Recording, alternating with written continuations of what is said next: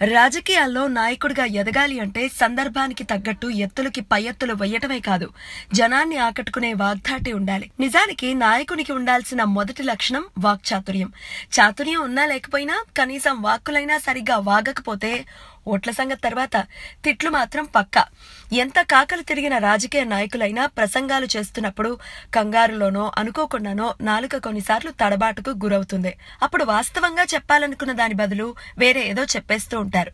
ఇన్ని రోజులు టీడీపీ నేత మంత్రి లోకేష్ ప్రసంగాలను విమర్శించి ఎగతాళి చేసిన వైసీపీ నేతలకు దిమ్మ తిరిగే షాక్ ఇచ్చాడు ఆ పార్టీ అధినేత వైఎస్ జగన్మోహన్ రెడ్డి. పశ్చిమ గోదావరి జిల్లా గరగపర్రులో దళితులు అగ్రవర్ణాల మధ్య గొడవ చెలరేగి కులాల కుంపటి రాజకోటంతో అక్కడ ఉద్రిక్తత పరిస్థితులు నెలకొన్నాయి. విషయం తెలుసుకున్న జగన్ ఆ ఊరు వెళ్లి ఇరు వర్గాల మధ్య రాజీ కుదర్చాలి అనుకున్నారు. ఇక్కడి వరకు ఆయనను అభినందించాల్సిందే. ఇక వెళ్తూ వెళ్తూ విలేకరులతో మాట్లాడిన జగన్ అన్న నాలుకకు ఏమైందో ఏమో కానీ బాధితుల్ని ముందే అరెస్ట్ చేస్తే ఈ గొడవ లేకపోయేది కదా అన్నాడు. దీంతో అక్కడున్న జర్నలిస్టులు, వైసీపీ నేతలు, జనం షాక్ తిన్నారు. చట్టం తన పని తాను చేసుకుని పోయిందంటే అసలు ఇంత దూరం విషయం కూడా వచ్చి ఉండేది కాదు. ఘటన జరిగినప్పుడే బాధితులను అరెస్ట్ చేసినంటే ఇంత దూరం వచ్చేది